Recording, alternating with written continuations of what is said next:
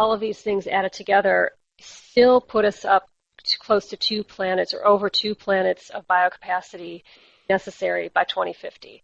And we're sure that we actually don't have that kind of capacity to accommodate that kind of demand.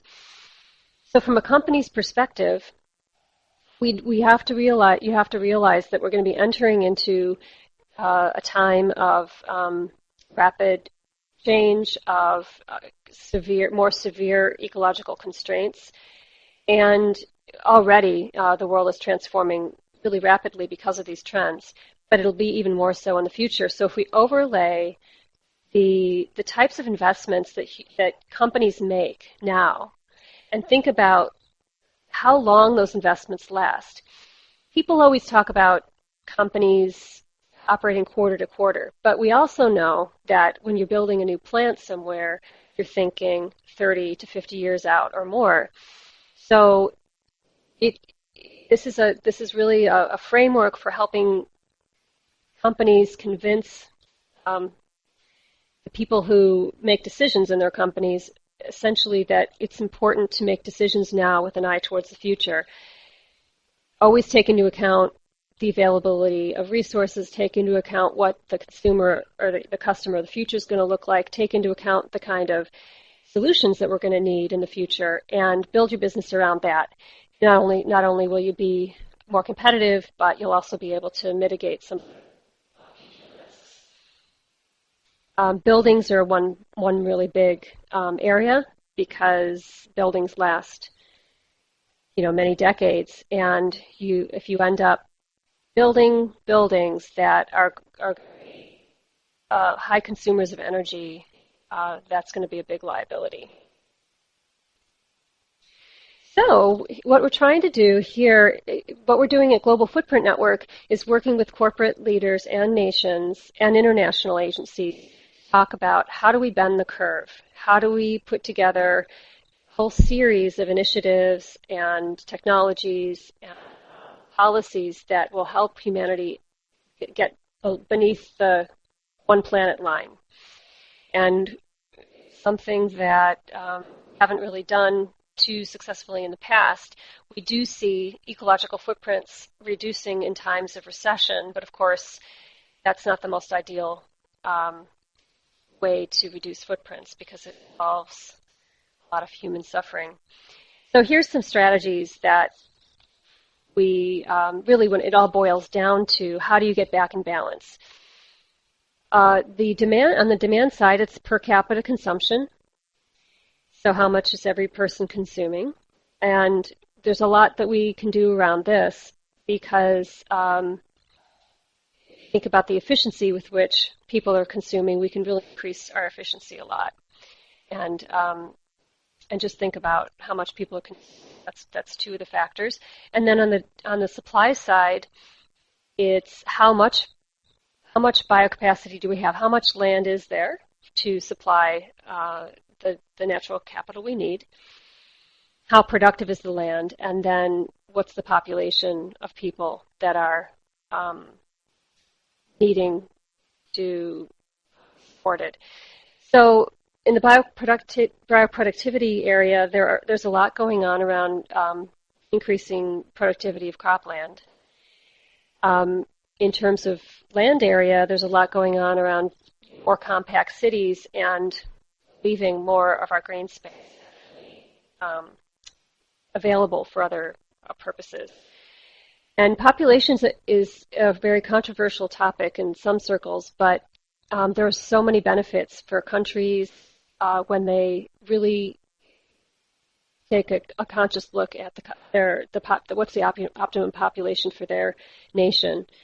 So there's a lot of good things going on with that. So we really start to look at the concept of sustainability wedges, and every wedge can represent a strategy for reducing ecological footprints, and they all add up.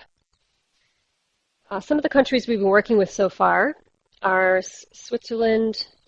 These are the countries: Switzerland, Japan, the UAE, Belgium, Ecuador, Luxembourg, Finland, and we're also working with the European Union. Many of these countries have adopted the ecological footprint as an official indicator of the nation, and then some of them have already moved into a pretty aggressive uh, phase where they're really taking serious action. For example, the United Arab Emirates has invested $15 billion in green technologies, and has also built the city Masdar, or is in the middle of building Masdar, which is going to be a zero carbon city that is really generating a big chunk of of the green technologies that the world is going to need.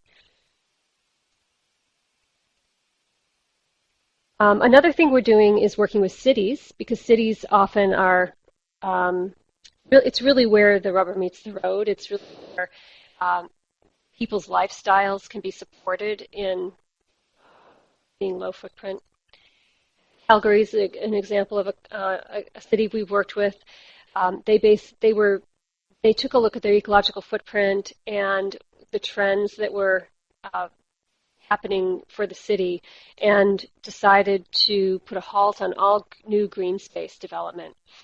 The city was really expanding into a lot of green space, and they realized that in the future, thinking about sort of what we call future-proofing the city, that if they continue with that trend, the city wouldn't be competitive in the future because of the fossil fuels required to get everybody from their homes to their work, to the stores, to schools. So they put a halt on this new green space development, and they're working on an alternative plan for development. There's a lot going on, as you probably are all aware of, all kinds of green developments, and one of our partners is Bioregional, and they are building what they're calling One Planet communities. These are places where people are really supported in having low footprint lifestyles. So it's not, it's not just the converted that are, sacrificing to have low footprint lifestyles. In fact, the cities are built so that it's easy, so that local food is walking distance. Public transportation is really easy. The buildings are very efficiently designed. So these are popping up all over the world. Okay. Another thing we're doing is a lot of initiatives around just raising awareness about ecological footprint and Overshoot. So every year we do Ecological Overshoot Day. And last year, Ecological Overshoot Day fell in September. That means that between January and September, we used all the biocapacity that nature could generate in that year. And then after September, it is we're sort of mathematically dipping into our capital. Another thing we're doing, and this is an opportunity for companies as well, companies are interested in partnering with us, is we've got an ecological footprint calculator that's very interactive that people can use to help their employees measure their footprints and understand how they can change their lifestyles, and also making it available to the public. So we've got it now. It's going to be up probably 15 different countries and 7 different languages. Check out our website to ecological footprint. In terms of corporate work, you're probably most interested in the corporate stuff, and we are working with some of the largest corporations in the world, and these are companies that generally have a global view, so they tend to be global brands, and they are wanting to understand emerging markets. They're wanting to understand the future and make sure that strategies are competitive. We also are working with a couple of financial institutions.